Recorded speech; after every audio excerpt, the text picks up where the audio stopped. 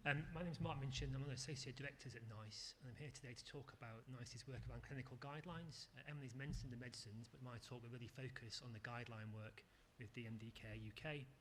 So I'm Associate Director and I work on the guidelines team, but most of my career at NICE, and it's absolutely fantastic to be here today.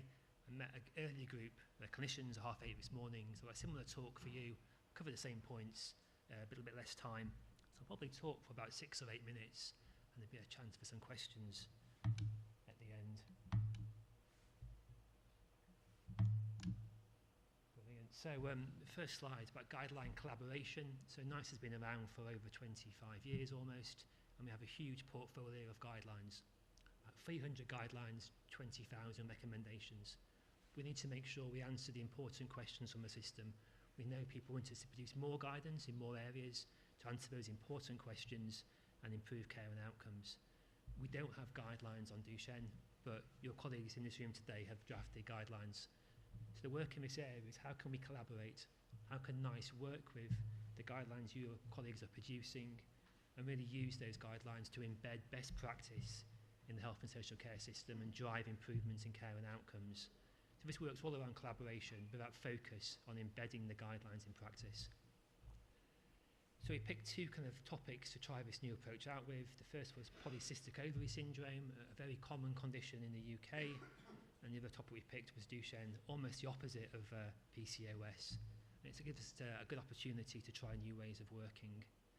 So we're collaborating here to produce timely guidance. This community, more than any other, knows about the importance of getting stuff out on time, sharing good practice. NICE can learn from others.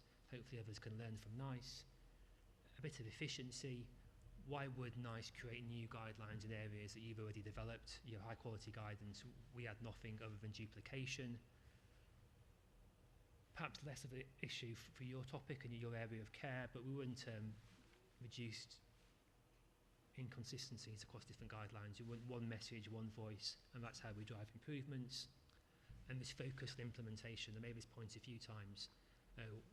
NICE produce clinical guidelines, you have your own guidelines. We don't want them to sit on the shelf, we want them to be used in the system. It's no good for anyone having a nice pretty guideline sat up there not being used. We want them to be used. So we thought about how we can collaborate, and there's kind of what we call the 6 C's. Today's meeting, the most important C is this last one, this curate, C number 6. So what we're keen to do is present users with a summary of non-NICE guidance, so people can get access to the best care. So with the Duchenne guidelines, you have 3 guidelines published so far. We're assessing those guidelines against some set criteria. And when we've assessed them, we'll have an ability for people to go via the NICE website and find these bits of guidance. So my next slide, I'm going to try and explain what this would mean as a parent or a carer of someone, or a young boy or a young man with Duchenne. So at the moment we have no NICE guidelines on this condition. In the future, what we'd like to see is a landing page, a NICE's page. If you searched for Duchenne, you get to a new page and we would say NICE has no guidelines in this area, but we're aware of high quality guidance produced elsewhere. So as parents and carers, if you're having conversations with your GP or a consultant in A&E, you know where to point them to. This is the guidance NICE has looked at, and it should help, we hope it will help, increase uptake of the guidance and enable you to access the treatments that the guidelines recommend.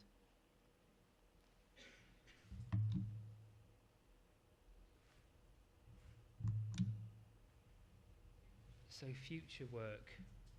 So we've worked so far with Alex and colleagues. What we'd like to do is as you move forward and as you create more guidelines, I think you have ambition to publish maybe 9 or so more, is get a seamless transition. So your developers know what's expected and we can work with you, so there's greater understanding, and we'll see a transition of your guidelines being kind of recognised by NICE. We want to know how this works, so you're very well placed to give us some intelligence and feedback, so please do get in touch either with DMD Care UK or you can email me. And this is brand new work for NICE. We've never worked like this before. The Duchenne guidelines are a first for us, so we're kind of breaking new ground here. So we'll learn from this approach. We think it's an efficient, effective way of working. So whatever we do with your community, there's a good chance other diseases will use a similar approach in the future. So we're really keen to get it right. just a quick thanks to people in this room who've worked with us on this one. It's been a really interesting, good piece of work. I'm really proud of it. It's why I'm here today.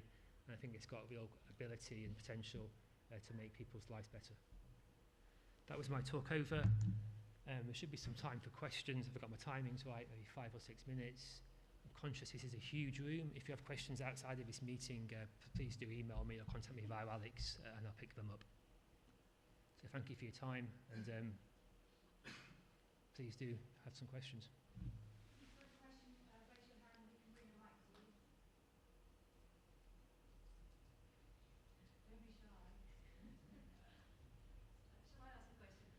Please. Why was it that you decided to work with Minchen UK? What was it about this charity that made you work hand in hand with them?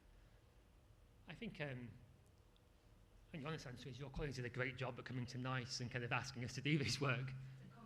Conversation, yeah, input. I think you were very flexible. It was recognised from the start it was a new way of working. So having colleagues working with us that were able to understand that it was breaking new ground and slightly different was a huge advantage. Open discussion and clear communication was great. And the kind of trade-offs between a very common condition and a far more a rare condition was appealing for us to understand and explore.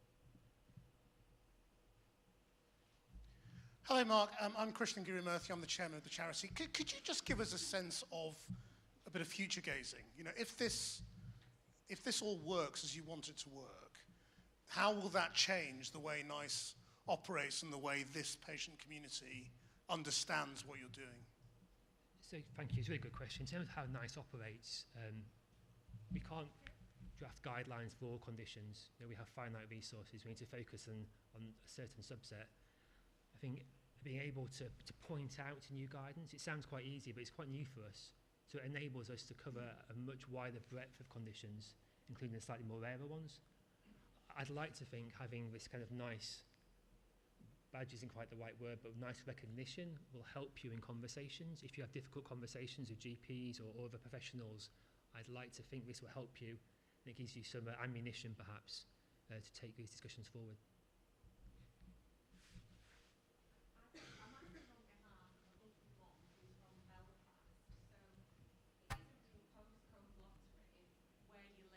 How, you know, care is delivered, and I think Northern Ireland, there is problems with the neuromuscular service and lack of resource.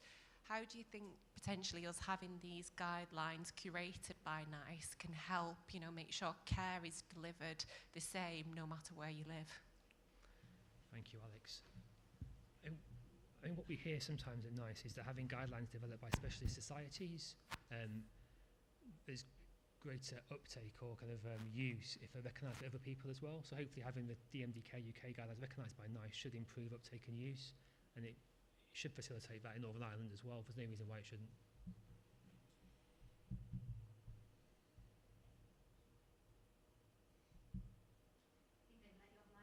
I was going to say that, yeah.